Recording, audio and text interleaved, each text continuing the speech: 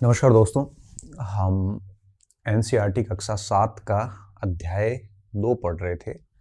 उसमें एक लेक्चर हमने पहले अपलोड कर लिया था और दूसरा जो लेक्चर है वो हम आज शुरू कर रहे हैं। अभी यहाँ से हमारा टॉपिक आज शुरू होगा चोल राज्य से। ठीक है, तो आज के पूरे अध्याय में अब जो 1000 सालों की बातें थी उसमें सबसे पहले राजपूत काल के बारे में विवरण था जो हमने पिछली क्लास में कर लिया था।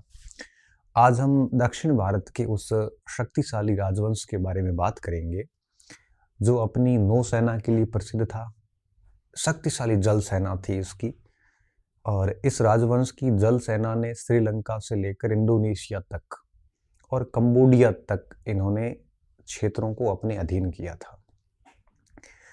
चोलों ने गंगा के क्षेत्र तक को जीतकर अपने अधीन किया था। राजेंद्र प्रथम ने गंगईकोंड चोलपुरम की उपाधि ली थी।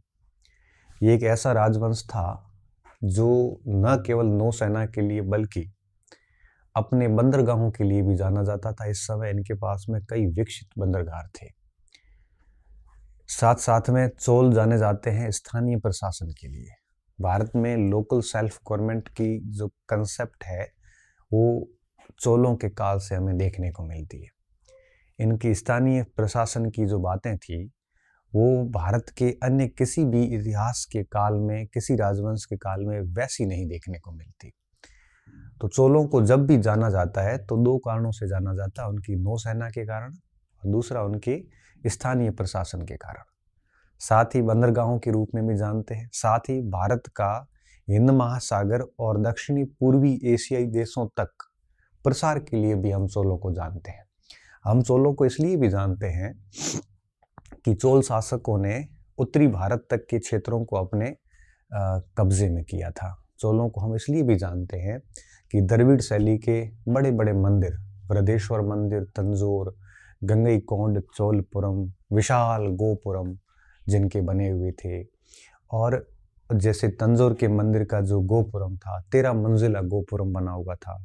कांसे की नटराजन की मूर्तियों के लिए चोलों को हम कई कारणों से जानते हैं। चोल राजवंश बेहद शक्तिशाली राजवंश रहा।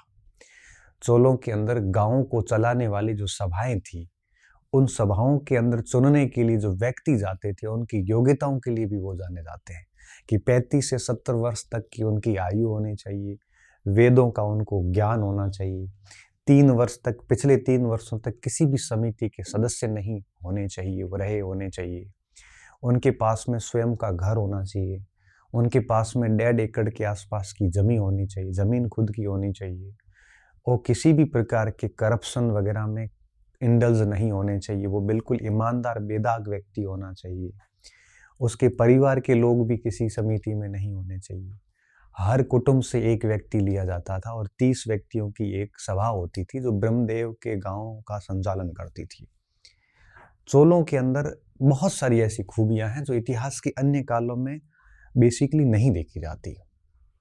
यहाँ ब्राह्मणों को गांव दान दिए जाते थे, गैर ब्राह्मणों को भी दिए जाते थे, मंदिरों को भी दिए जाते थे, यहाँ पे जैनों को भी दिए जाते थे, यहाँ पे विद्यालयों को भी दान दिए जाते थे।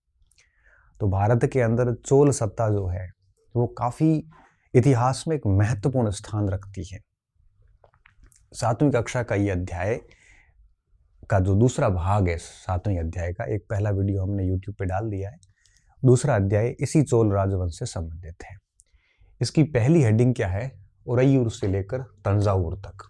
बात समझना मेरी, उरैयूर और तंजावुर दोनों बिंदु क्यों फेमस है देखना। ये मूल रूप से उरैयूर के रहने वाले थे और तंजावुर के अंदर इन्होंने अपनी राजधानी बनाई थी। हुआ क्या था, कावेरी नदी घाटी के अंदर आपके मुटिरियार नामक एक परिवार की सत्ता थी। वो मुटिरियार परिवार की सत्ता थी और वो वहीं पे रहते थे। और फिर क्या हुआ, चोल परिवार के मुखिया विजयालय ने उस मुटिरियार परिवार को पराजित करके और कावेरी डेल्टा पर अपना कब्जा कर लिया और वहीं पर इन्होंने तंजावुर नगर बसाया। यहाँ पे इन्होंने फिर यहीं से चीजें शुरू हुई। फिर राजराज प्रथम आया इस वंश का शासक, जिसने चोलों का सबसे अधिक विस्तार किया। फिर राजेंद्र प्रथम आया जिसने श्रीलंका से लेकर इंडोनेशिया तक चोल साम्राज्य स्थापित किया और तंजौर के अंदर इन्होंने अपनी राजधानी बनाई। यहाँ पे इन्होंने कई सारे मंदिर बनाए और कई सारे कार्य किए थे। तो इनकी शुरुआत कैसे हुई, वो शुरुआत इस हेडिंग में लिखी हुई है कि उरैयूर से तंजौर कैसे आए थे। अगर आप इसको यहाँ देखेंगे तो ये, एक सेकेंड, यहाँ पे ये था चोलों का मेन इलाका जिसमें आपके उरैयूर, तंजौर और गंगईकोंड चोलपुरम। गंगईकोंड चोलपुरम राजेंद्र प्रथम की उपाधि थी। कोंड का मतलब विजेता होता है और राजेंद्र प्रथम ने गंगा नदी को जीता था और उसी की उपलक्ष्य में गंगईकोंड चोलपुरम की उपाधि ली और उसी नाम से तंजौर के ठीक उत्तर में कावेरी नदी डेल्टा के ठीक नीचे इस नगर की स्थापना की थी। पास में आपके तंजौर से थोड़ा ऊपर उरैयूर से नीचे आ जाती है मदुरई, जो कि पांड्य वंश की राजधानी थी। और इनके उत्तर में पल्लव थे, कोचीन जिनका केंद्र था। तो जब चोलों की उत्पत्ति हुई तो चोलों ने आपके पल्लवों और पांड्यों के बीच में चोल सत्ता स्थापित हुई थी। अगर आप इसको यूं मैप पे देखेंगे तो आप ये पाएंगे, जैसे ये भारत का इलाका है, दक्षिणी भारत का, तो उत्तर में कौन थे, पल्लव थे। दक्षिण में, ठीक दक्षिण में यहाँ पे पांड्य थे और बीच में जो इलाका था ये चोलों का इलाका था। तो ये चोल किस तरह से विकसित हुए, ये हमारे इस पहली हेडिंग में हम है वो समझने वाले हैं। आप इस मैप को इस तरह से बना के आगे लिखना। अब मैं उरैयूर से तंजौर तक की जो बात है उसको समझाने की कोशिश करूंगा। ठीक है, अब देखिए यहाँ पर सबसे पहली बात क्या ध्यान रखनी है कि आप है वो इसको बना देना, मैं इसको मिटा देता हूँ। ठीक है, अब हम इस पैराग्राफ में क्या लिखेंगे कि कावेरी डेल्टा में मुटिरियार नामक एक परिवार था जो कावेरी डेल्टा में शासन करता था और उसी समय उरैयूर के पास में चोलों के परिवार थे और उसमें विजयालय इन परिवारों का मेन मुखिया था। और इन्होंने क्या किया, विजयालय ने मुटिरियार को पराजित करके कावेरी डेल्टा को अपने कब्जे में कर लिया और वहां पर ये तंजावुर बसाया और ये लोग उरैयूर से उठ के फिर कहाँ पे आ गए, तंजावुर में आ गए और तंजावुर इनका मेन एक प्रकार से बाद में नगर बन गया था। और फिर आगे विजयालय ने और राजेंद्र प्रथम ने इस राजवंश को और आगे बढ़ाया था। समझ में आ गई होगी बात। अब मैं इसको लिख लेता हूँ। ठीक है, अब आप इसको फास्ट फॉरवर्ड कर देना, जैसे मैं लिख के साइड में होता हूँ उस समय आप लिख लेना। ठीक है, या आप इसको थोड़ा फास्ट ऐसे कर सकते हैं। तो पहली बात क्लियर करता हूँ कि कावेरी डेल्टा में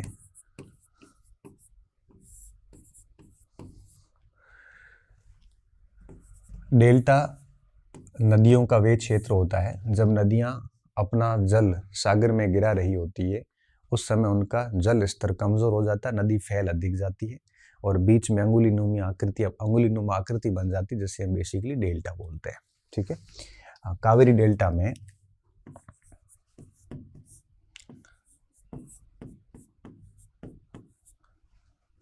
मुटिरियार परिवार की सत्ता थी।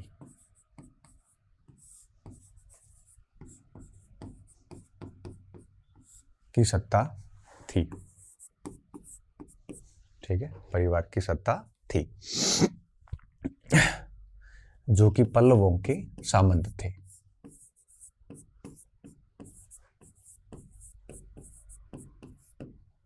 पल्लवों के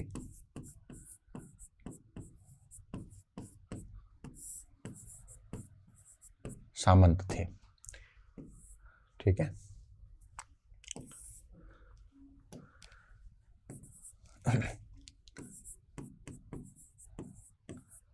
उरैयूर, आप क्या करना, छोटा सा मैप बना के उरैयूर, मदुरई, तंजावुर इन दक्षिण भारत के स्थानों को थोड़ा भर देना ताकि आपको माइंड में रहेगा कि कौन सा स्थान कहाँ पे है। ठीक है, उरैयूर के चोल परिवार के मुखिया विजयालय ने मुटिरियार को पराजित करके और कावेरी डेल्टा को अपने अंडर में कर लिया। उरैयूर के चोल परिवार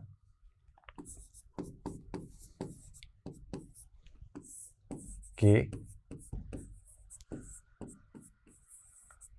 मुखिया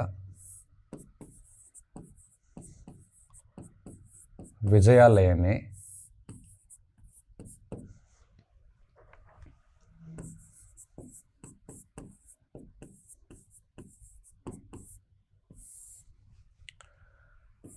को पराजित कर कावेरी डेल्टा पर अपना अधिकार किया।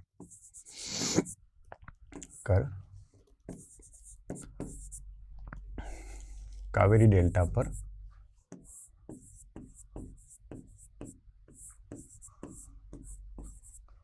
अधिकार किया।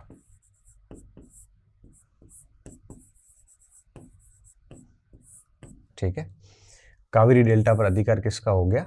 विजयालय का हो गया। विजयालय कौन था? चोल था, जो कि मूल रूप से उरैयूर के रहने वाले थे। ठीक है, और अधिकार कर लिया।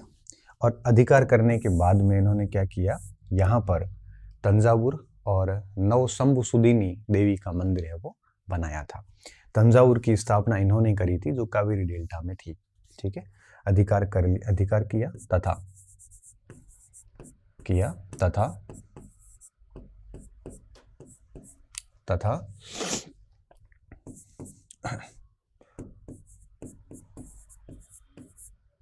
तंजावुर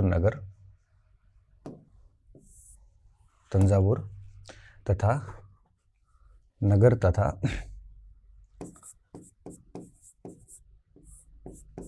नवशंभुसुदिनी तथा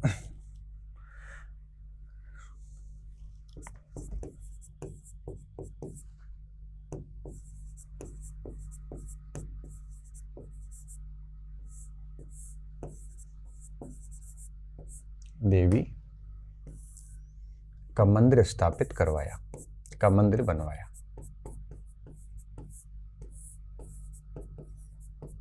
तंजावुर बाद में इनकी यूं कहिए कि राजधानी रही। तो ये कावेरी डेल्टा में ये सारा कार्य विजयालय ने किया था, और यहीं से चोल वंश की आरंभ माने जाती है। इनके उत्तर में पल्लव थे और दक्षिण में इनके पांड्य थे। ठीक है, अगर आप इसको मैप में देखोगे तो ये पल्लवों का इलाका था, और ये इलाका जो है ये आपके चोलों का था, और नीचे का जो इलाका है ये पांड्य वंश का था। ठीक है, तो इनका क्रम याद रखना। इसके ऊपर ये वेंगी के चालुक्य थे, पूर्वी चालुक्य थे। ये कई बार मैप में भरने के लिए आपको प्रश्न दे देते हैं, तो आपको इसका ध्यान रखना होता है। ठीक है, तो ये पूर्वी चालुक्य, पल्लव, चोल और पांड्य ये पूर्वी तटों के ऊपर इस तरह से शासन कर रहे थे। अब देखो, मंदिर बनाया, और इसमें हम क्या लिखेंगे, आगे चलकर राजराज प्रथम ने तकरीबन 915 के आसपास इसका बहुत अधिक विस्तार किया था। उसको हम आगे ले जाते हैं। मंदिर बनाया इस प्रकार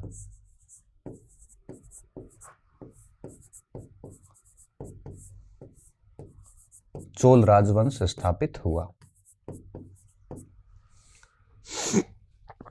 चोल राजवंश स्थापित हुआ। इसके उत्तर में आपके पल्लव थे और दक्षिण में पांड्य थे।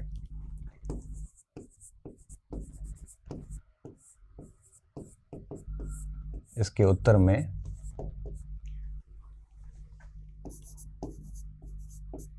पल्लव तथा दक्षिण में पांड्य राजवंश था। ठीक है, ये बात आपको याद रखनी है, ये परीक्षा में आती है कि चोलों के उत्तर में कौन सा राज्य था और दक्षिण में कौन सा था। तो पल्लव और पांड्य राजवंश थे। ये उरैयूर से तंजावुर तक की जो हेडिंग थी वो यहीं पे आपकी पूरी हो जाती है। राजराज वाली बात रह गई तो मैं थोड़ी सी इसको आगे ले जाके लिखता हूँ, आप इसको लिख लीजिए, फिर अपन आगे बढ़ते हैं। ठीक है, अब देखिए, अब इस राजवंश में कई सारे शक्तिशाली शासक हुए, जिसमें 2 राजाओं के नाम इन्होंने स्पेशली मेंशन किए, एक राजराज प्रथम का और उसके बेटे राजेंद्र प्रथम का। ठीक है, दोनों बहुत शक्तिशाली शासक हुए थे। और आगे जो ये दोनों मंदिर हैं, ये आपके गंगईकोंड चोलपुरम का मंदिर है, और एक इसके साथ में 2 मंदिर थे, शायद एक मंदिर की फोटो ले ली, एक की नहीं ली, कोई दिक्कत नहीं, अपन यहाँ लिख लेंगे। ठीक है, अब देखो इसमें आपको क्या ध्यान रखना है कि इस काल के अंदर कई शक्तिशाली शासक हुए और कई शक्तिशाली शासक हुए इस काल में, जिसमें अगर राजराज प्रथम के काल में इसका एक सबसे अधिक विस्तार देखने को मिलता है। ठीक है, जो 915 ईस्वी का था, और उसके बाद में उसके बेटे राजेंद्र प्रथम ने, उसके नाम कई सारी उपलब्धियां थी। राजेंद्र प्रथम के नाम बड़ी नौसेना बनाने की उपलब्धि थी, दक्षिणी पूर्वी एशिया तक चोलों के विस्तार की उपलब्धि थी, गंगा नदी के क्षेत्रों को जीतकर गंगईकोंड चोलपुरम की उपाधि थी। ये आपके जो मंदिर बनाया था गंगईकोंड चोलपुरम का, जिसमें आपके ये जो बड़ा गोपुरम आप देख रहे हो, ये शिखर को गोपुरम बोलते थे।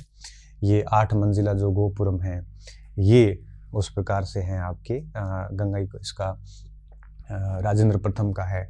तो इस समय इसके नाम कई सारी उपलब्धियां जुड़ी हुई है। हालांकि हम जब नेट का पढ़ते हैं, वहाँ पे चोलों के बारे में हमने 6 क्लासेस ली है, शायद मुझे जहाँ तक याद आ रहा है, तो वहाँ पे हमने बहुत डिटेल में पढ़ा। बट यहाँ पे हम 7वीं कक्षा है, तो थोड़े थोड़े फैक्ट, एक्स्ट्रा फैक्ट के साथ में पढ़ेंगे, बहुत अधिक डिटेल में नहीं जा सकते। इस वंश के कई शक्तिशाली शासक हुए।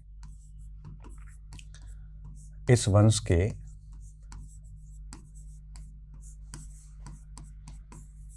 कई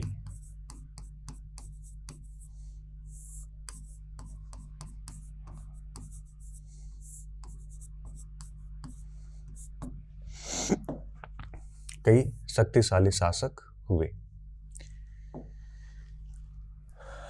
जैसे अब राजराज प्रथम का नाम आता है।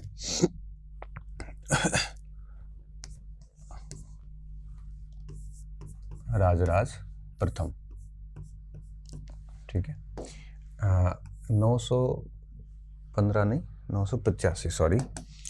देखिए, राजराज प्रथम 985 ईस्वी में हुआ। ठीक है, चोल साम्राज्य का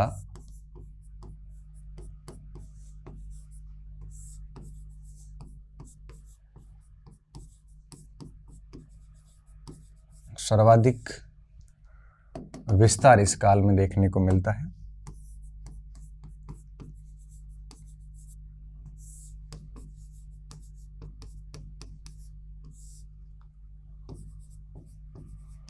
और तंजावुर में वृद्धेश्वर मंदिर का निर्माण करवाया।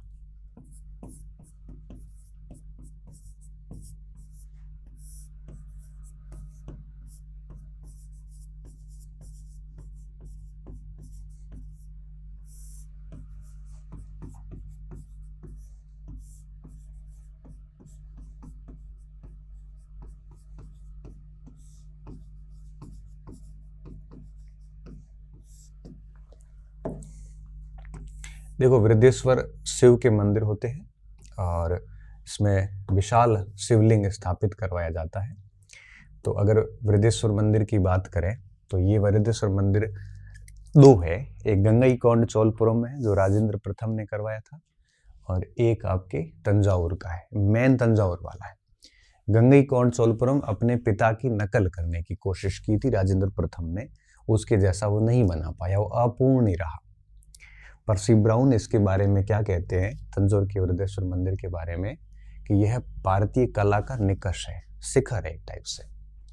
इसकी 13 मंजिला गोपुरम है इसमें, और ऊपर ईंटें यूज की गई है, नीचे प्रस्तर यूज हुआ है, और रामायण महाभारत के चित्रांकन किए गए हैं। दीवारें पूरी की पूरी तक्षण कला से जबरदस्त की गई है। नंदी और इसके बैल के चित्र हैं आगे, मतलब उत्कीर्ण की गई मूर्तियां हैं, और कई सारी विशेषताएं जो है वो तंजावुर के मंदिर की हमें प्राप्त होती है।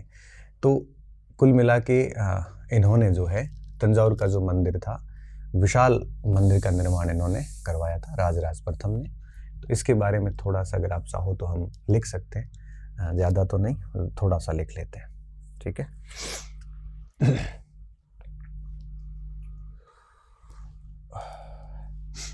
देखिए, हम इस मंदिर के बारे में थोड़ी सी जानकारी लिख लेते हैं। विशाल शिव मंदिर है, पहली बात तो ये।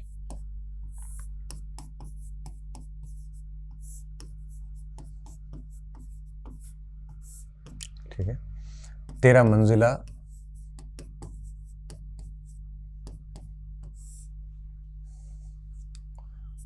विमान है, विमान का मतलब शिखर,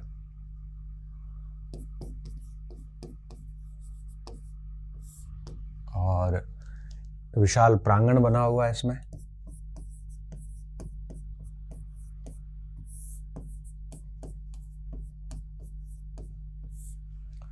प्रांगण बना हुआ है, ठीक है। महाकाव्यों का चित्रण है ऊपर,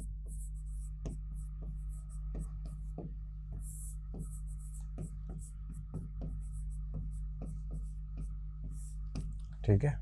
और पर्सी ब्राउन इसको, पर्सी ब्राउन ने भारतीय कला पर खूब लिखा है। क्या लिखते हैं कि भारतीय कला का निकष है,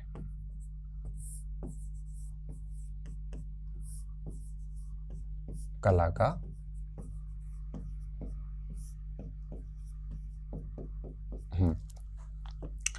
तो ये इस मंदिर की 2-4 मेन बातें थी।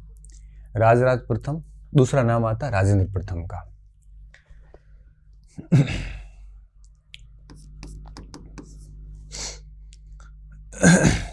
राजेंद्र प्रथम,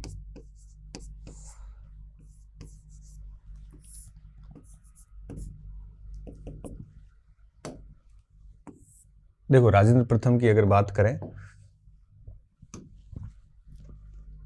तो इन्होंने एक विशाल जल सेना का गठन किया था, जिसकी सहायता से श्रीलंका सहित दक्षिणी पूर्वी एशिया के जो देश हैं, जिसमें आपके Indonesia, Cambodia, Malaysia, Thailand, Singapore, ये सारे देश दक्षिण पूर्वी एशिया में आते हैं, इन पर चोल सत्ता स्थापित की थी। साथ ही गंगा नदी क्षेत्रों को जीतकर गंगई कोंड चोलपुरम की उपाधि ली थी।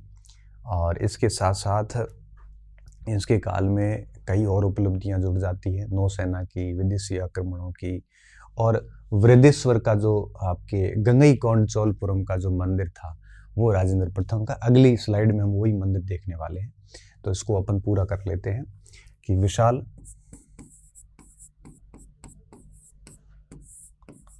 जल सेना का गठन किया,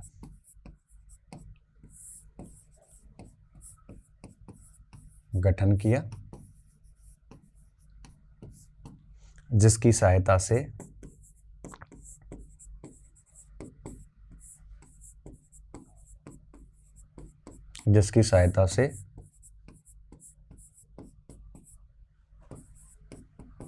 श्रीलंका सहित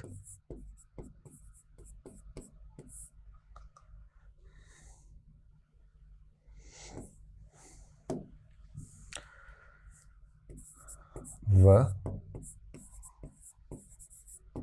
दक्षिणी पूर्वी एशियाई देशों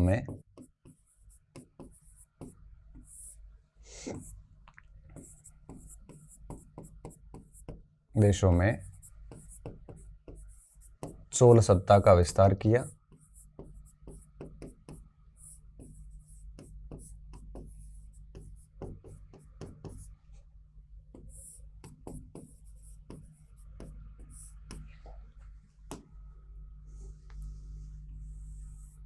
ठीक है, और इसके साथ साथ में गंगा नदी क्षेत्रों को जीतने वाला पहला चोल शासक था, और इसके उपलक्ष्य में गंगई कोंड चोलपुरम की उपाधि ली, और गंगई कोंड चोलपुरम एक नगर भी बसाया, और उसी नगर में इन्होंने वृद्धेश्वर का मंदिर बनाया, जो कि गंगई कोंड चोलपुरम में अवस्थित है। अब ये प्रश्न कई बार आता है कि तंजौर के वृद्धेश्वर मंदिर का निर्माण किसने करवाया, और गंगई कोंड चोलपुरम के मंदिर का निर्माण किसने करवाया। दोनों वृद्धेश्वरी है, बस दोनों स्थान अलग अलग है, एक तंजौर में है, एक आपके गंगई कोंड चोलपुरम में। थोड़ी समझ रखोगे तो उत्तर गलत नहीं होगा, क्योंकि गंगई कोंड चोलपुरम का जो नगर है वो बसाया ही राजेंद्र प्रथम ने था।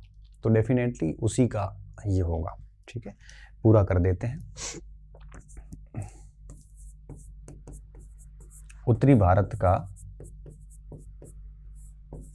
अभियान किया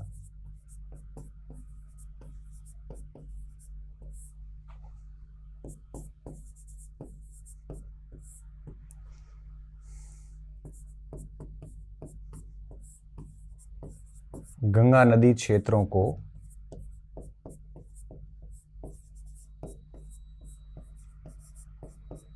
जीता।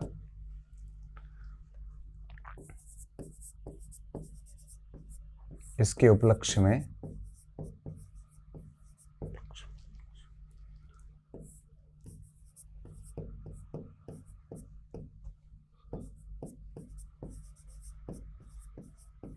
गंगईकोंड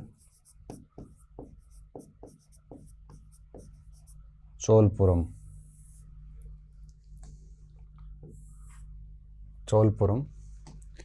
की उपाधि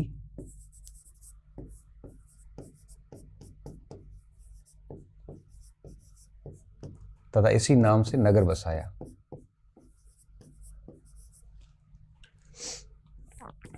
इसी नाम से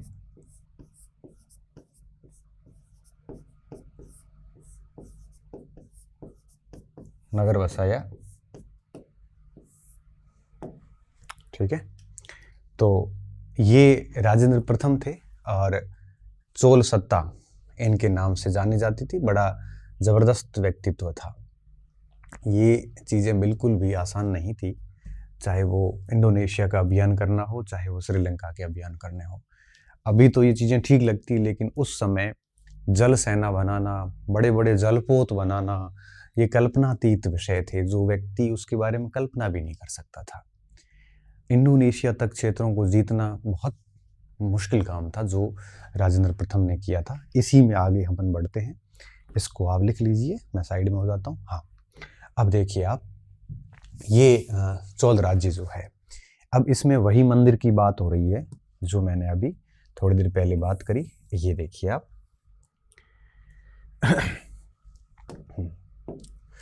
देखिए इसमें गंगईकोंड चोलपुरम का जो मंदिर है, ये राजेंद्र प्रथम ने बनाया था। किसने बनाया है? राजेंद्र प्रथम ने। और ये बिल्कुल पिरामिड नुमा है और बाहरी दीवारों पर सजाने के लिए पत्थर की प्रतिमाएं लगी हुई हैं।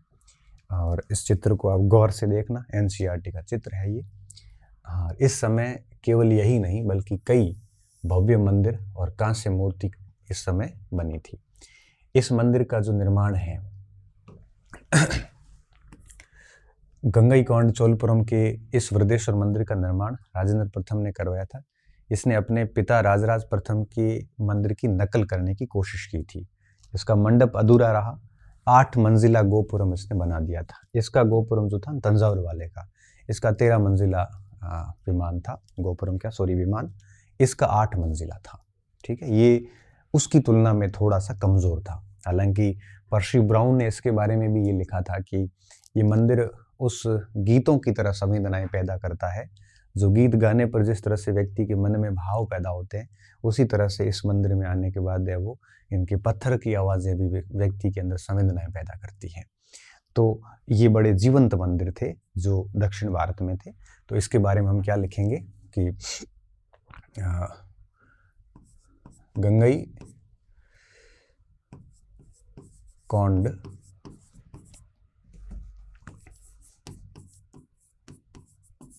चोलपुरम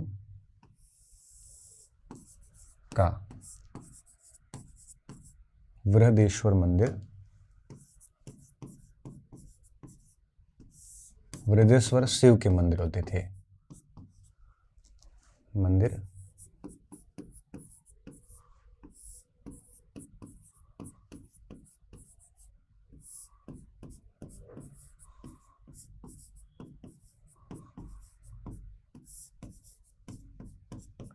किसने बनाया था? राजेंद्र प्रथम ने बनाया था। ठीक है, यह एक प्रकार से यह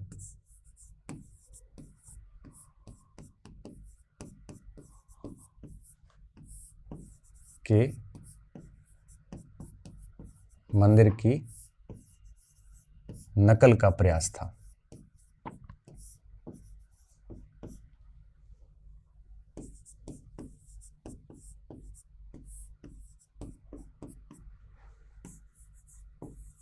आठ मंजिला विमान है उसमें, उसका 13 मंजिला था, इसका 8 मंजिला विमान है।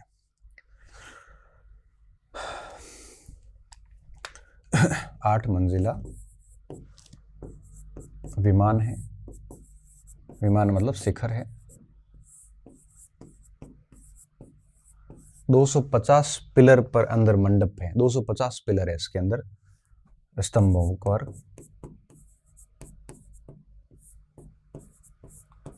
अपूर्ण मंडप,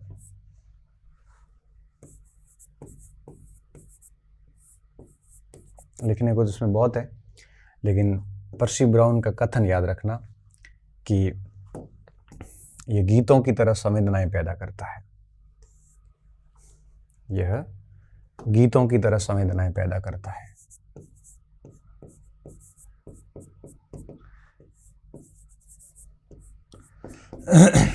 गीतों की तरह संवेदनाएं पैदा करता है।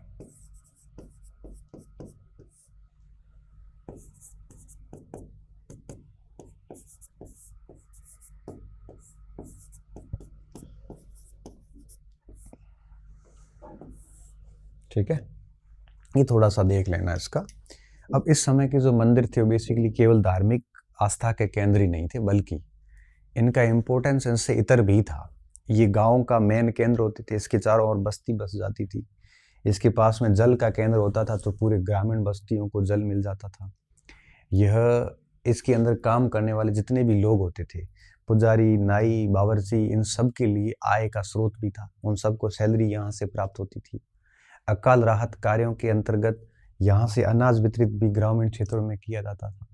यहाँ गुरुकुल भी होते थे, शिक्षा का भी ये मेन केंद्र हुआ करते थे। तो इस समय मंदिर केवल मंदिर नहीं थे, बल्कि एक प्रकार से कई कार्य यहाँ से किए जाते थे। और मैं आपको बताऊं कि इन मंदिरों के जो दीवारें हैं, ब्रह्मदेव जो गांव थे, जो ब्राह्मणों को दान दिए जाते थे, उनकी जो सभा के जो डिसीजन होते थे, वो इन मंदिरों की दीवारों पे बाकायदा लिखे जाते थे, ताकि गांव के लोग उस निर्णयों को पढ़ने के बाद उस अनुसार आचरण कर सके। तो ये मंदिर अपने आप में बड़ी गजब अहमियत रखते थे। और आगे देखते हैं इसके बारे में और पढ़ते हैं हम।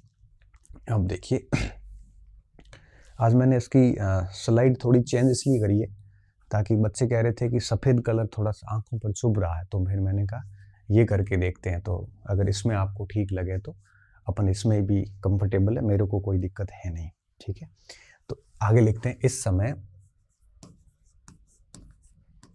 इस समय मंदिरों के कई महत्व थे।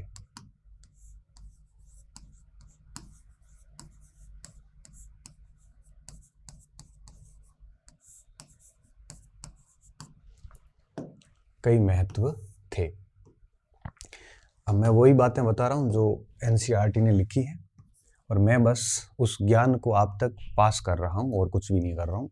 ठीक है, एक तो ये आस्था के केंद्र थे,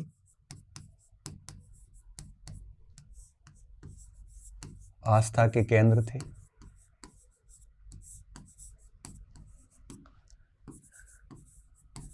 इनके समीप बस्तियां बसी हुई थी।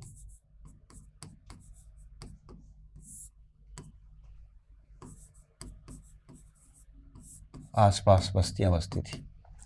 ठीक है, इन बस्तियों के शिल्पकार ऐसी कांसे की मूर्तियां बनाते थे। नटराज की मूर्ति फेमस है। इसके निकट शिल्पकार रहते थे।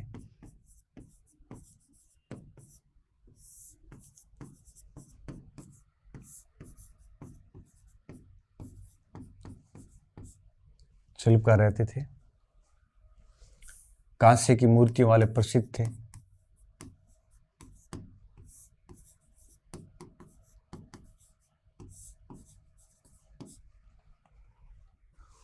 शिल्पकार रहते थे, जिनमें कांस्य की मूर्ति बनाने वाले प्रसिद्ध होते थे। तो ये शिल्प के केंद्र भी थे।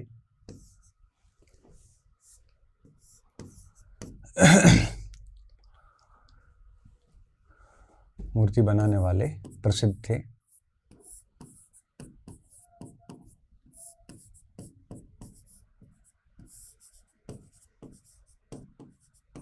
इसके अलावा अगर आप देखोगे तो इसमें काम करने वाले पुरोहित, मालाकार जो मालाएं बनाते थे, और बावर्ची, मेहतर, इन सब के लिए ये रोजगार का साधन थे।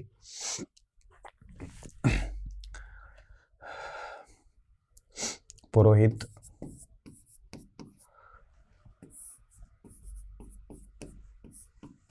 मालाकार,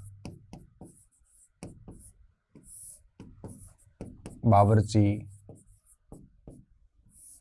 मेहतर,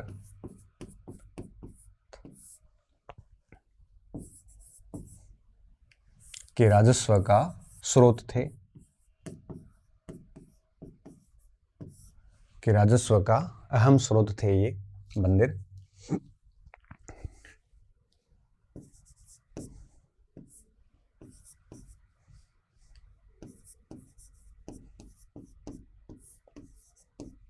तो इस प्रकार ये सामाजिक, आर्थिक और सांस्कृतिक जीवन को एक प्रकार से प्रभावित करते थे। ठीक है, आर्थिक,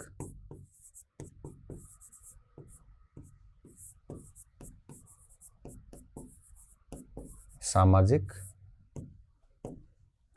व सांस्कृतिक जीवन का केंद्र होते थे।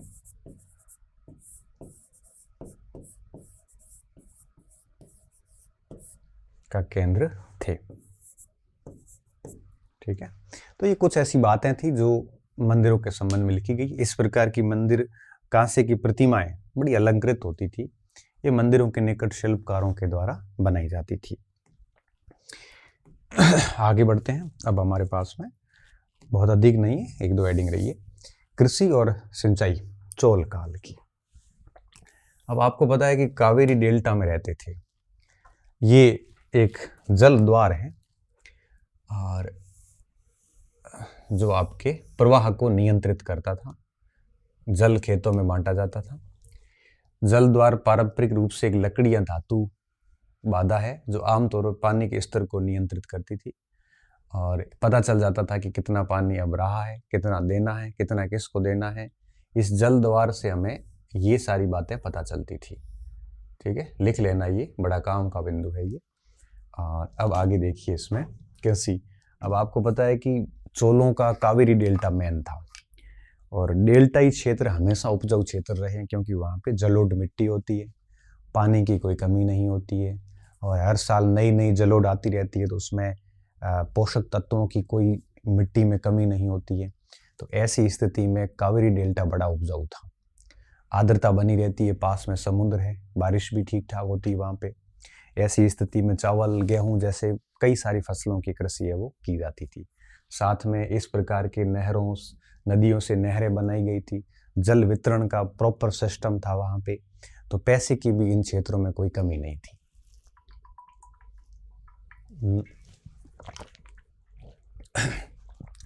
बस इस बात को हम यहाँ पे लिखेंगे, और उसके बाद में हम नेक्स्ट जाएंगे जिसमें आएगा कि चोलों का प्रशासन कैसे चलता था। उसके साथ ही हमारा ये टॉपिक जो है वो पूरा हो जाएगा। अगला टॉपिक हमारा सल्तनत काल का है, उसके बाद मुगल काल का है, उसके बाद सल्तनत और मुगल दोनों की कला है। बड़ा प्यारे टॉपिक है आगे, एक के बढ़ के एक टॉपिक है आगे। ठीक है, तो कृषि और सिंचाई में क्या ध्यान रखना है। अब पहली पॉइंट ये ध्यान रखना है कि यहाँ पर कावेरी नदी का डेल्टा क्षेत्र था, जमीन उपजाऊ थी, इस कारण यहाँ पर चावल और गेहूं जैसी खेती होती थी। साथ में बांध बनाए जाते थे, नहरें थी, नदियाँ थी, कृत्रिम सिंचाई भी थी। इससे यहाँ पर सिंचाई की कोई कमी नहीं थी। साथ साथ में यहाँ पर जल वितरण की एक बड़ी व्यवस्थित प्रणाली थी, जो जल द्वार के द्वारा हौज से नदियों की शाखाओं को बांटा जाता था, ताकि हर परिवार को पानी है वो बराबर बराबर मात्रा में मिल सके। और आज भी आपको पता है कि कावेरी नदी जल विवाद चल रहा है। उस समय ऐसा कोई विवाद नहीं था। उस समय की डिस्ट्रीब्यूशन जो प्रणाली थी वो आज की तुलना में कहीं बेहतर थी, तो वहाँ विवाद ही नहीं था कावेरी नदी के जल वितरण का। लेकिन आज विवाद बना हुआ है, कई एसिटी बन गई और कई सारी नदी को वितरण बनाने के अभिकरण बने हुए हैं। आपको पढ़ा होगा पॉलिटिकल साइंस में। लेकिन इस समय कोई ऐसी दिक्कत नहीं थी। कावेरी नदी डेल्टा क्षेत्र में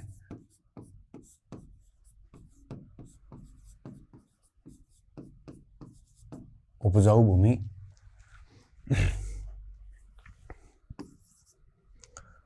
भूमि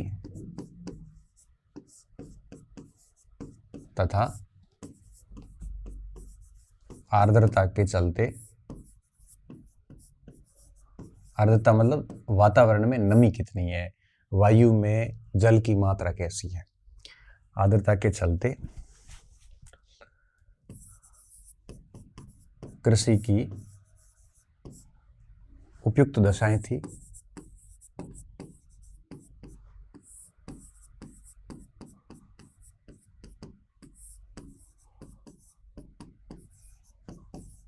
चावल प्रमुख रूप से होता था।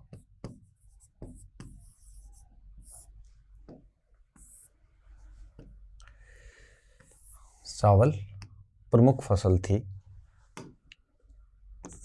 आज भी है। ठीक है, एक बात। दूसरी बात क्या देखनी है इसमें, नहरें, बांध,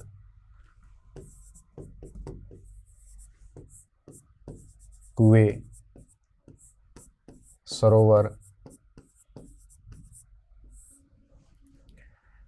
बनाए जाते थे, हौज,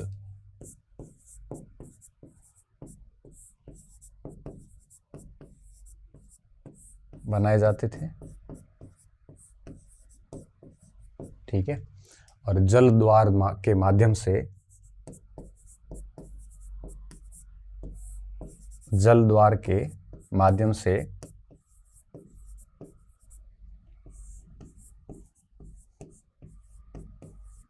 जल का वितरण व्यवस्थित था।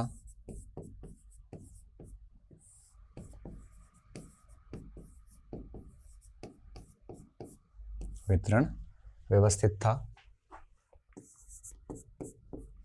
ठीक है, किसान दोहरी फसल लेते थे, डबल क्रॉप होती थी, खरीफ रबी दोनों।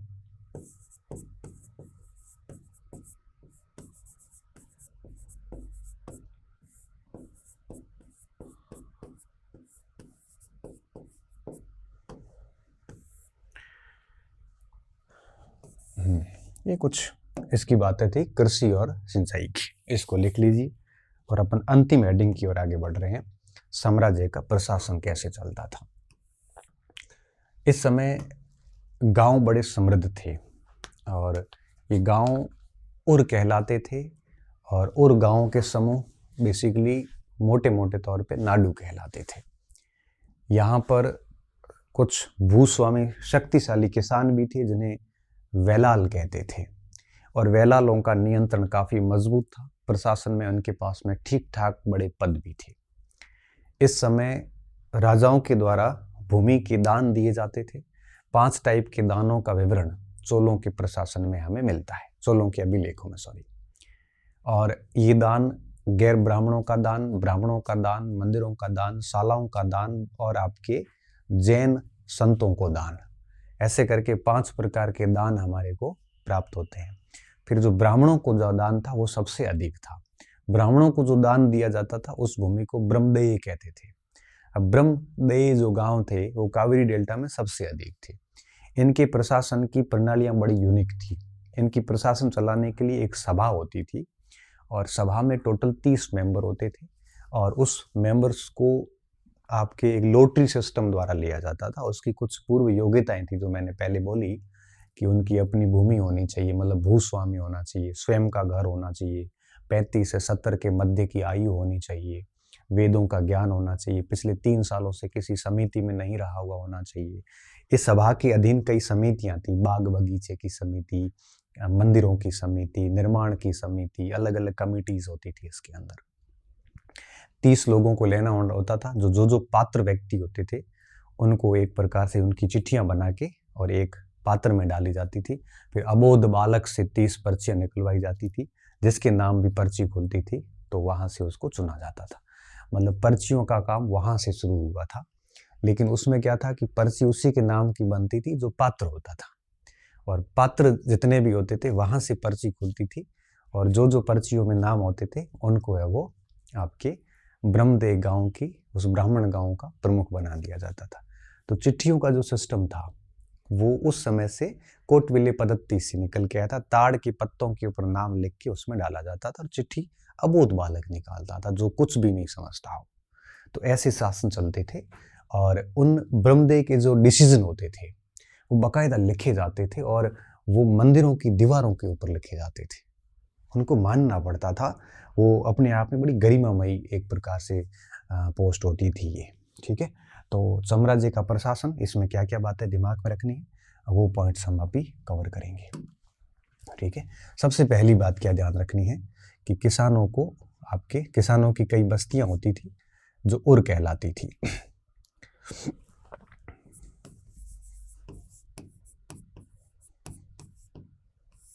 किसानों की बस्तियां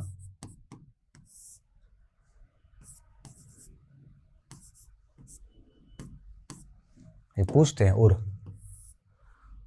बेहद समृद्ध होती थी।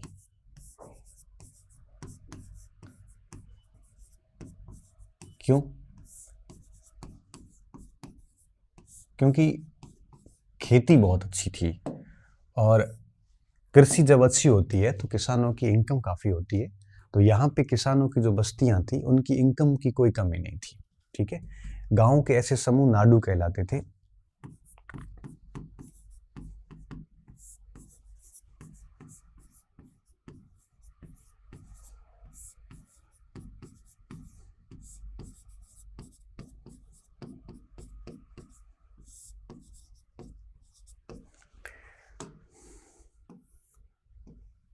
ठीक है, और वेलम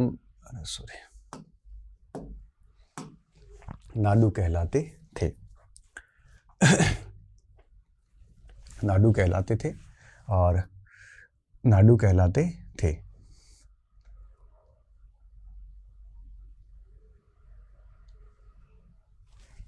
जो कि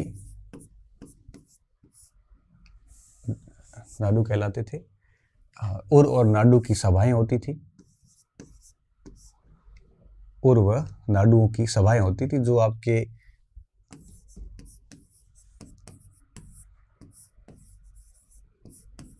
गांव के जो भी राजस्व और न्याय के जो कार्य होते थे वो संचालित करते थे। सभाएं होती थी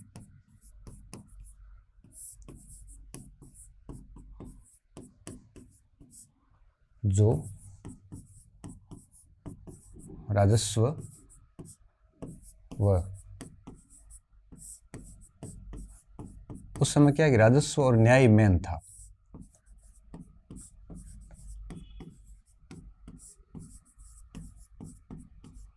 कार्य करते थे, ठीक है। ये सभाएं काम करती थी सारा, और इन सभाओं में धनी किसानों का एक प्रकार से वर्चस्व होता था।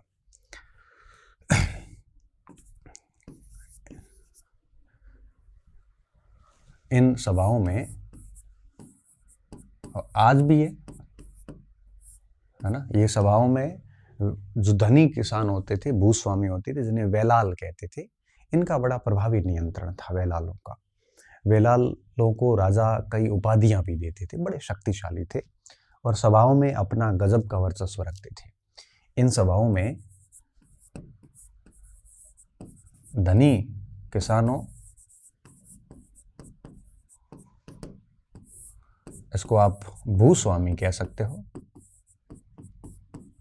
भूस्वामियों का जिन्हें चोल शब्दावली में वेलाल कहा जाता था। क्या कहते थे? वेलाल। भूस्वामियों का प्रभावी नियंत्रण था।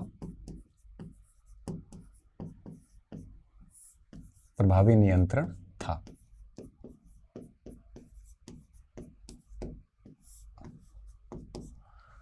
ठीक है, प्रभावी नियंत्रण था। राजाओं ने इनको कई उपाधियां दी थी। राजाओं ने इनको कई सारी उपाधियों से ही राजा लोग इनको नवाजते थे, और ये उपाधियां इस बात की सूचक होती थी कि यह व्यक्ति जो है वो राजा का खास व्यक्ति है। मुमेद वेलन ओरैयार ऐसे उन्हें मुमेद वेलन का मतलब जो 3 राजाओं की सेवा करता हो।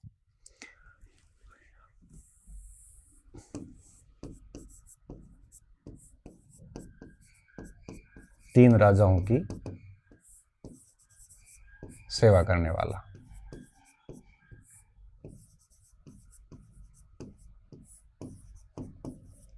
वेलाल।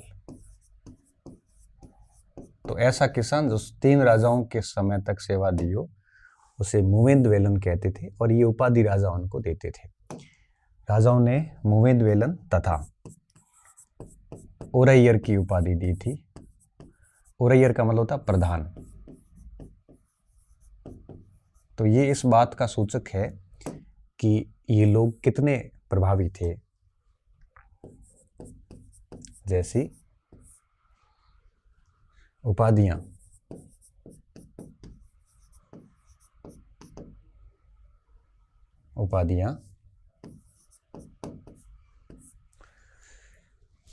वेलाल को दी थी। वेलाल को दी थी।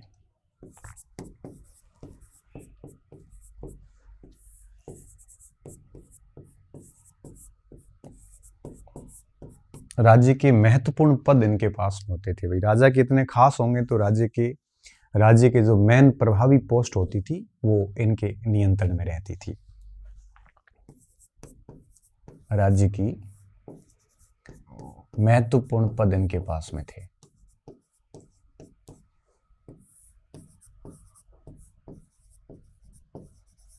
इनके पास थे।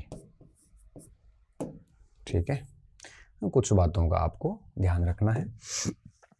इसके साथ साथ में राजा जो है वो भूमिदान भी देते थे, और 5 प्रकार के भूमिदान चोल अभिलेखों से हमें प्राप्त होते हैं।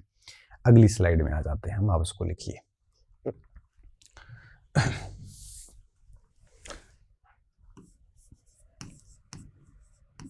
राजा भूदान देते थे।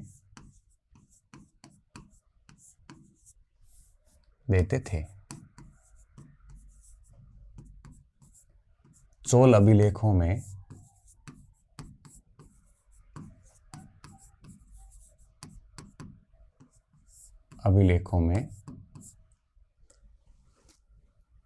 निम्न का उल्लेख हुआ है।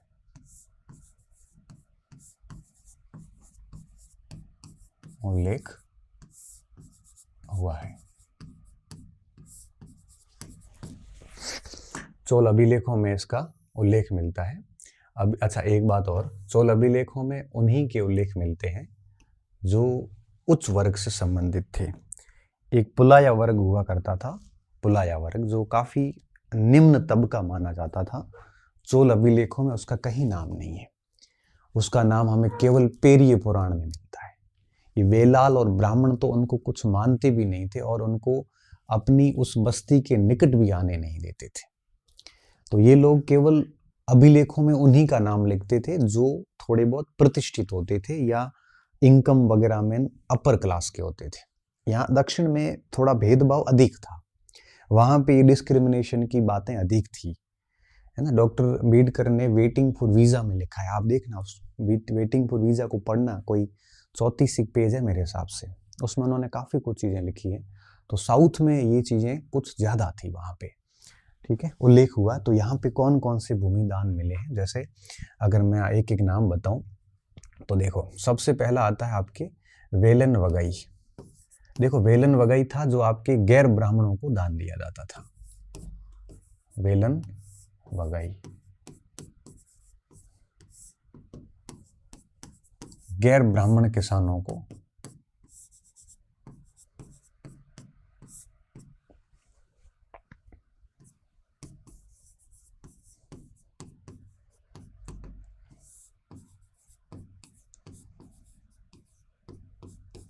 और जो ब्रह्मदयी होते थे वो थे ब्राह्मण किसानों को, ब्राह्मणों को दान। ठीक है, तो वेलन वेगई किसको था? गैर ब्राह्मण किसानों को। और ब्रह्मदेय किसके थे? ब्राह्मणों को उपहार में दी गई भूमि। हाँ एक मिनट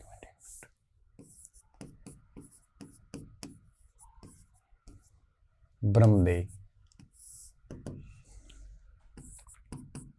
ये ब्राह्मणों को उपहार में दी गई भूमि थी।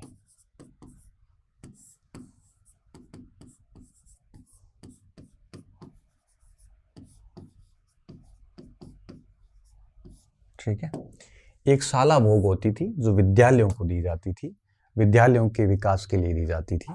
ठीक है, साला भोग।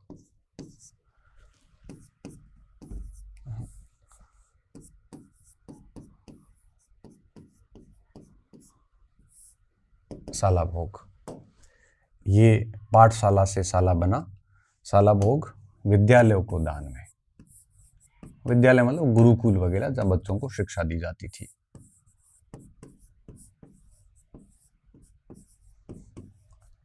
और कुछ ऐसी जमीनें थी जो मंदिरों को दान में दी जाती थी, और जो मंदिरों को दी जाती उसे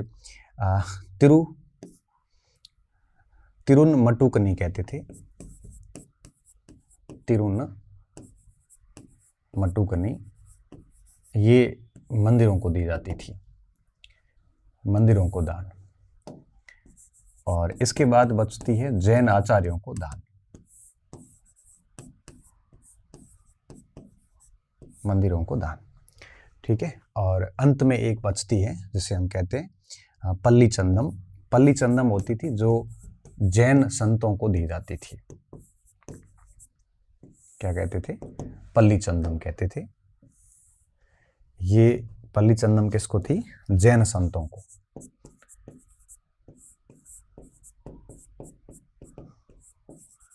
अच्छा, अब इसमें से आपके सबसे अधिक कोई दान था तो वो था आपके ब्रह्मदेय।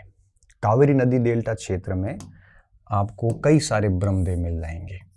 ठीक है, इसको थोड़ा सा अपन अलग से लिखेंगे कि कावेरी नदी क्षेत्र में सबसे अधिक भूदान किसी को हुआ था, वो था ब्राह्मणों को दान में। ठीक है, तो हम यहाँ पे क्या लिखते हैं कि कावेरी नदी क्षेत्र तथा संपूर्ण दक्षिण भारत में, संपूर्ण दक्षिण भारत में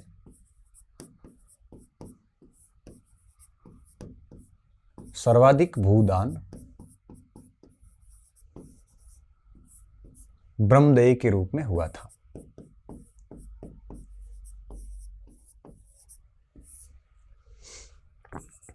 आप मुझे बताना कि ब्रह्मदेय और अग्रहार में क्या अंतर है। अगली क्लास में मैं बता दूंगा, नहीं तो सर्वाधिक ब्रह्मदेय के रूप में भूदान हुआ था।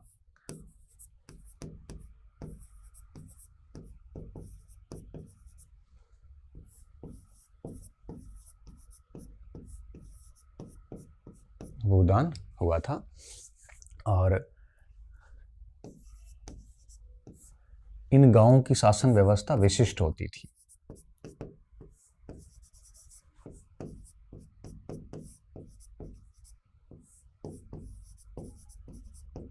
और ब्रह्मदेव गांव जितने भी थे, इनकी शासन व्यवस्था की जो जानकारियां हैं, ये हमें उत्तर मरेरू एक अभिलेख मिला है इनका तमिलनाडु के चिन्हपट्ट के अंदर। उसमें ब्रह्मदेव गांव के प्रशासन की पूरी जानकारी मिलती है।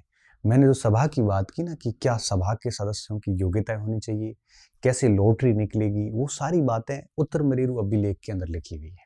ठीक, गांव की शासन व्यवस्था विशिष्ट थी।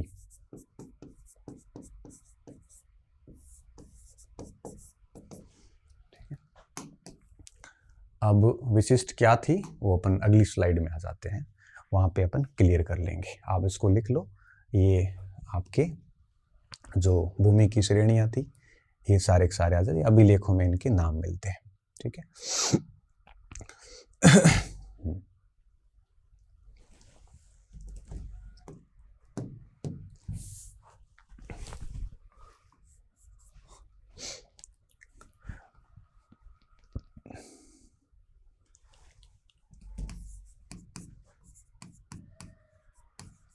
ब्रह्मदेव गांव का प्रशासन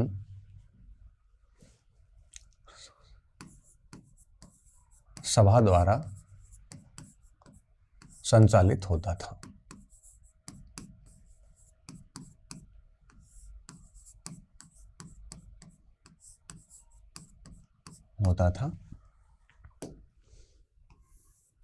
इस सभा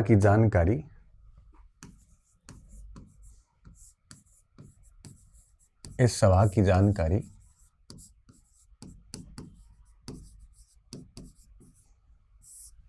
उत्तर मेरूर अभिलेख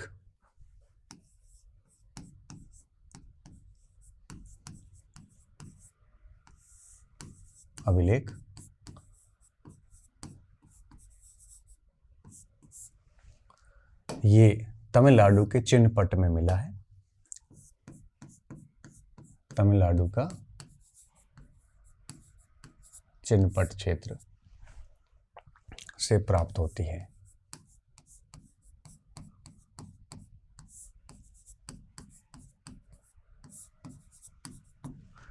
ठीक है। अब देखिए इसमें क्या क्या जानकारियां मिलती हैं उत्तर मेरू अभिलेख में, हम एक एक बात पे डिस्कस करेंगे। पहली बात था कि इसमें एक सभा होगी जिसमें 30 सदस्य लिए जाएंगे। एक सभा होगी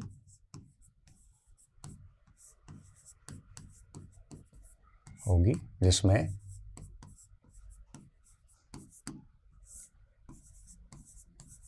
30 सदस्य, अब प्रत्येक वार्ड से एक सदस्य, प्रत्येक कुटुंब से एक सदस्य, 30 कुटुंब में पूरे क्षेत्र को बांट दिया जाता था। कुटुंब से एक कुटुंब से दो नहीं हो सकते। एक सभा होगी जिसमें 30 सदस्य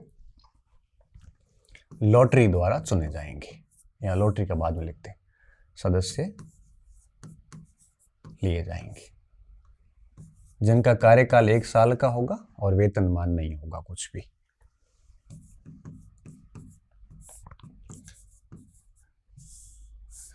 इनका कार्यकाल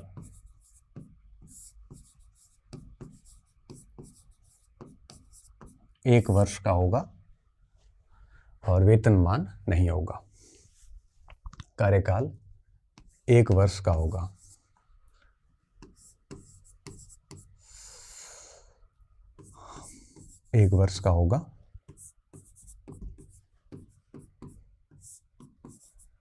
वेतनमान नहीं होगा।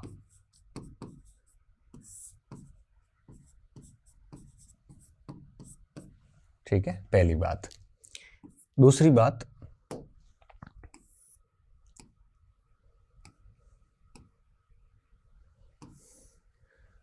इस सभा का सदस्य होने के लिए कई पात्रताएं रखी गई थी।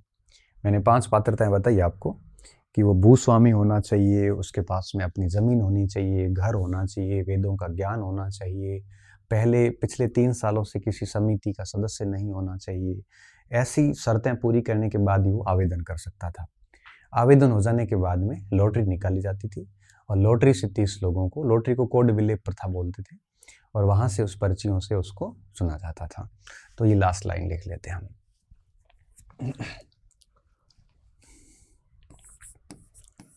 सभा का ये प्रश्न आता है, निम्नलिखित में से क्या पात्रताएं होती थी सदस्य होने के लिए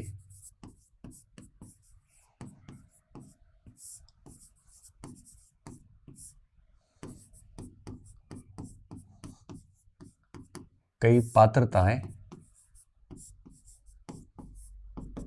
तय थी। ठीक है, पात्रताएं क्या क्या थी देखना आप। पात्रताएं क्या थी? पहली पात्रता थी भूस्वामी होना आवश्यक था। भूस्वामी होना, ये पेन दिख रहा है कि नहीं दिख रहा है? दिख ही रहा होगा। भूस्वामी होना आवश्यक, मतलब जिसके पास 1.5 एकड़ कम से कम हो। ठीक है, भू राजस्व देता हो।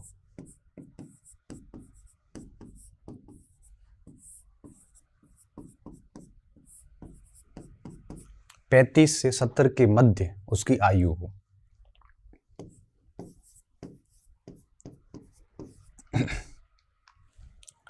सत्तर वर्ष के मध्य आयु हो और वेदों का ज्ञान हो उसको।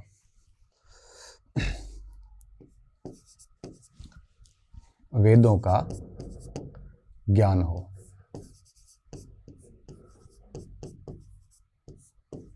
प्रशासनिक जानकार और ईमानदार हो।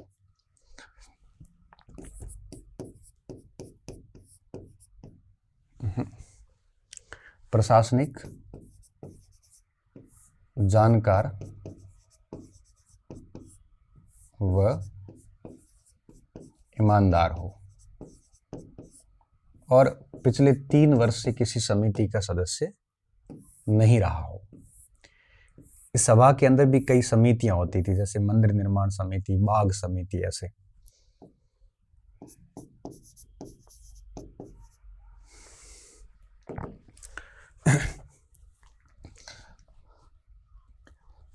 पिछले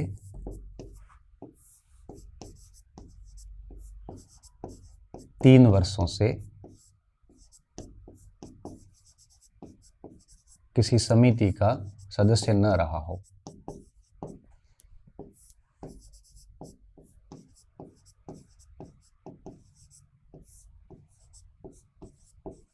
और खास बात क्या थी, ये सब पात्रता हो जाने के बाद में भी परिवार भी एक प्रकार से क्लियर होना चाहिए। पारिवारिक रूप से भी कोई ऐसा भ्रष्टाचार में लिप्त व्यक्ति नहीं होना चाहिए। ठीक है, अब उक्त पात्रताएं जिसने भी पूरी करी है, उनके ताड़ के पत्र के ऊपर नाम लिखकर और एक पात्र में डाले जाते थे, अबोध बालक से निकलवाए जाते थे। इसे कुडवले पद्धति या लॉटरी पद्धति कहते थे। ठीक है, पात्रता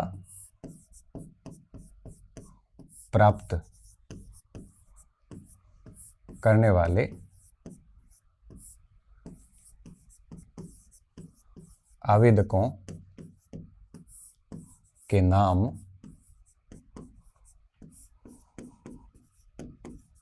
ताड़पत्र पर लिखकर एक पात्र में डाले जाते थे।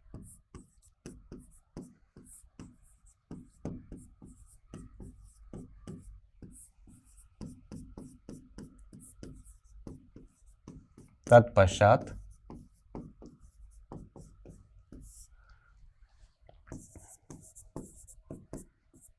अबोध बालक द्वारा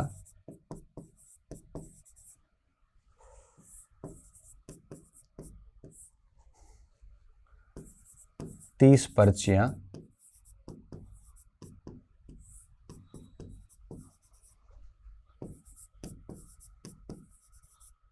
निकलवाई जाती थी। इस प्रकार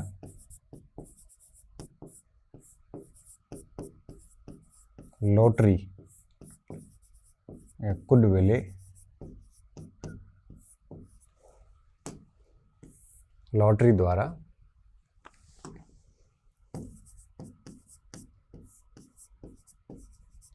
सभा के सदस्यों का चयन होता था।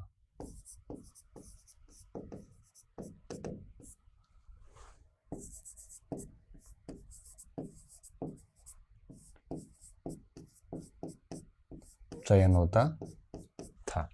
तो ये बड़ी जबरदस्त प्रणाली थी और इस पूरी प्रणाली का जो विवरण है ये आपके उत्तर मैरूर अभिलेख से हमें प्राप्त होता है। ठीक है, अंत में हम 2-4 बातें और रह गई है जिसको लिख लेते हैं। और सबसे इंटरेस्टिंग बात क्या थी, अब इस सभा के अंदर कई समितियां बनी थी, मंदिर समिति, बाग बगीचा समिति, निर्माण समिति, और ये समितियां अपने अपने निर्धारित कार्यों को समयबद्ध तरीके से पूरा करती थी और सभा के समक्ष इसका पूरा का पूरा ब्यौरा देती थी। ठीक है, इस सभा की कई समितियां बनी हुई थी।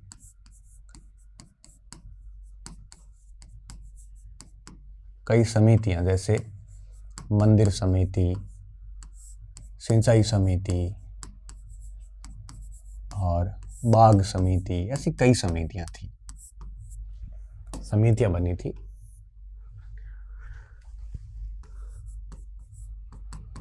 जो कार्य करवाती थी और सभा के जो निर्णय होते थे वो मंदिरों की दीवारों के ऊपर लिखे जाते थे, जिसको सब सर्वमान्य तरीके से मानते थे। सभा के निर्णयों को मंदिर की दीवारों पर, मंदिर की दीवारों पर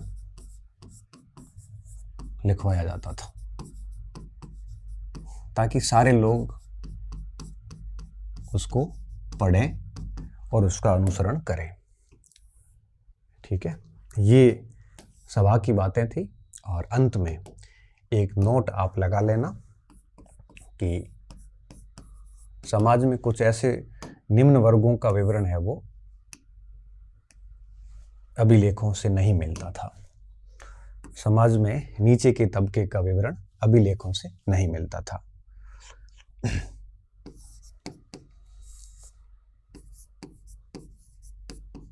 समाज के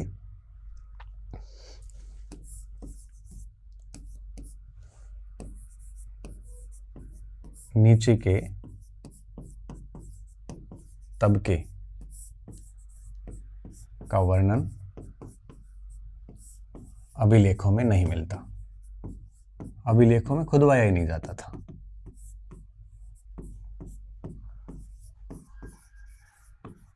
उत्कीर्ण नहीं करवाया जाता था, नहीं करवाया जाता था। ऐसा ही एक तबका पेरिय पुराण में हमें मिलता है। ऐसा ही एक तबका पुलाया लोग,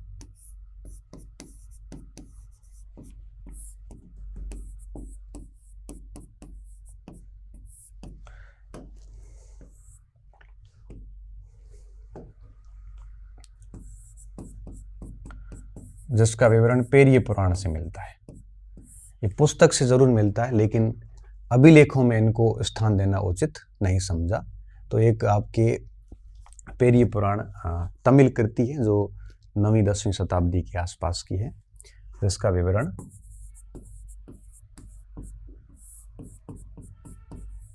तमिल रचना का मतलब तमिल भाषा में लिखी हुई पेरिय पुराण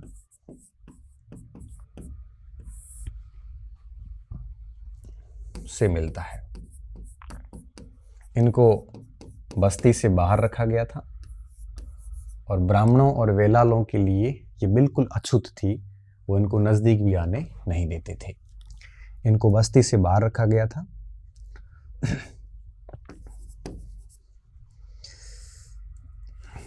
इनको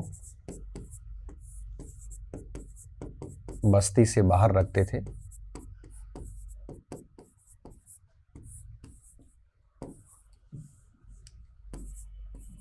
बाहर रखते थे।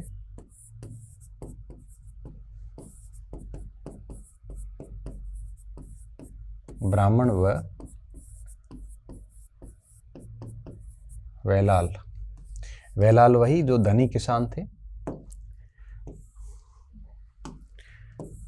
इनको अपने से दूर रखते थे। ये पूरा का पूरा एक एनसीईआरटी के अंदर पूरा पैराग्राफ लिखा हुआ है, तो उसको मैंने शॉर्ट में किया है। ठीक है, तो ये कुछ बातें थी जिसमें पूरा तमिल का हमने देख लिया। और यहीं पे एनसीईआरटी के कक्षा 7 का जो दूसरा अध्याय है वो पूरा हो गया। आप इसको अच्छे से पढ़ना, अच्छे से शॉर्ट में नोट्स कर लेना, बड़े काम का है आपके। और इसी तरह से देखते रहिए, समझते रहिए, पढ़ते रहिए और आनंद से पढ़ते रहिए। और इसको जितना अच्छा रिस्पॉन्स मिलता रहेगा उतना मैं आगे काम करता रहूँगा और पढ़ाता रहूँगा। ठीक है, बहुत बहुत धन्यवाद विद्यार्थियों। अच्छे रहिए, मस्त रहिए और पढ़ते रहिए।